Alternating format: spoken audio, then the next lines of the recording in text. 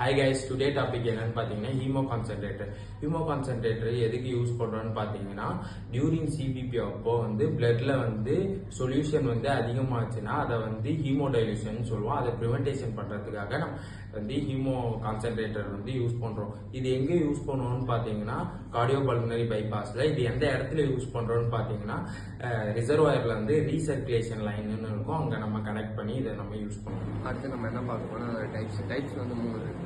Cup, ZBUF, MUF. ஜிபஃப்பும் கப்பும் surgery அப்போ யூஸ் பண்ணுவாங்க. மஃப் மட்டும் ஆஃப்டர் சர்ஜரி அப்போ யூஸ் பண்ணுவாங்க. கப்புனா கன்வென்ஷனல் அல்ட்ரா ஃபில்ட்ரேஷன், மஃப்னா மாடிஃபைட் அல்ட்ரா ஃபில்ட்ரேஷன், ஜிபஃப்னா zero balancing ultra filtration.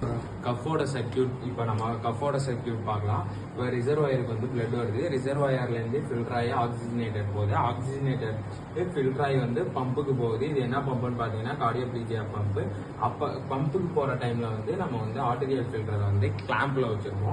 Next பாத்தீங்கன்னா ஹீமோ கான்சென்ட்ரேட்டர் போயிட்டு வேஸ்டான எலக்ட்ரோலைட்ஸ் வேஸ்ட் பேக்ல ஃபில் ஆயிரும். அப்புறம் ஃபில்டரான பிளட் மறுபடியும் ரிசர்வாயருக்கு மறுபடியும் அதோட ஃபங்க்ஷன்ஸ் ஆக்சிஜனேட்டர்ல ஆக்சிஜனேட்டர் ஆகி மறுபடியும் கீழே வரப்ப நம்ம என்ன பண்ணுவோம்னா இந்த ஆர்டீரியல் ஃபில்டர் கிளாம்பை ரிமூவ் பண்ணிட்டு நம்ம கார்டியோப்ளீஜியா லைன்ல நம்ம கிளாம்பை போடுறோம். மறுபடியும் ஆர்டீரியல் ஃபில்டர் பிளட் ஃபில்டர் ஆகி அப்புறம் பேஷண்ட்டுக்கு போயிடும். இதான் கஃபோட சர்க்கியூட்.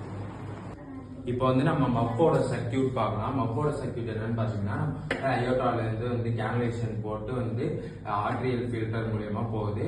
போயிட்டு நம்ம ஆக்சிஜனேட்டர் நம்ம கிளாம்ப் பண்ணி வச்சிருப்போம். நெக்ஸ்ட் பாத்தீங்கன்னா ஆர்டீரியல் ஃபில்டர்ல இருந்து பம்புக்கு போகுது. பம்புல இருந்து நம்ம எங்க போகுதுன்னு பாத்தீங்கன்னா ஹீமோ கான்சென்ட்ரேட்டர் போகுது. ஹீமோ கான்சென்ட்ரேட்டர் போயிட்டு அது ஃபில்டர் ஆயிட்டு பிளட் எங்க போகுதுன்னா நம்ம ஆர்ஏக்கு கொடுத்துருவோம். ஆர்ஏனா என்னன்னு பாத்தீங்கன்னா ரைட் ஏற்றுறதுக்கு நம்ம மறுபடியும் கேனலேஷன் போட்டு சப்போர்ட்டிங் பிளட்டை நம்ம கொடுத்துருவோம். சர்க்கியூட் இப்ப நம்ம பார்க்கலாம். இப்போ நம்ம அயோட்டால கேனலேஷன் போட்டு ரிசர்வாயருக்கு பிளட் வருது, ரிசர்வாயர்ல இருந்து ஆக்சிஜனேட்டர் ஃபில்டர் ஆகுது.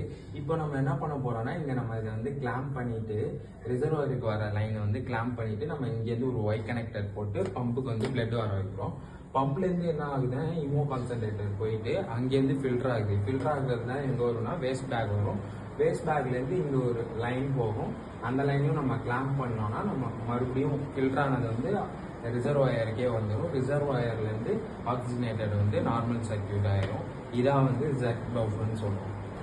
ஹீமோ கான்சென்ட்ரேட்டர் அட்வான்டேஜ் என்னன்னா fluid management, oxygen carrying capacity, organ protection. இப்போ நம்ம பார்க்க போகிறது என்னன்னா டிஸ்அட்வான்டேஜஸ் பார்க்க போகிறோம். இதோட டிஸ்அட்வான்டேஜஸ் என்னன்னா பிளட்டோட விஸ்காசிட்டி இன்க்ரீஸ்டாக இருக்கும், ரிஸ்க் ஆஃப் த்ரோம்போசிஸ் இருக்கும், லெபார்டரி ரிசல்ட்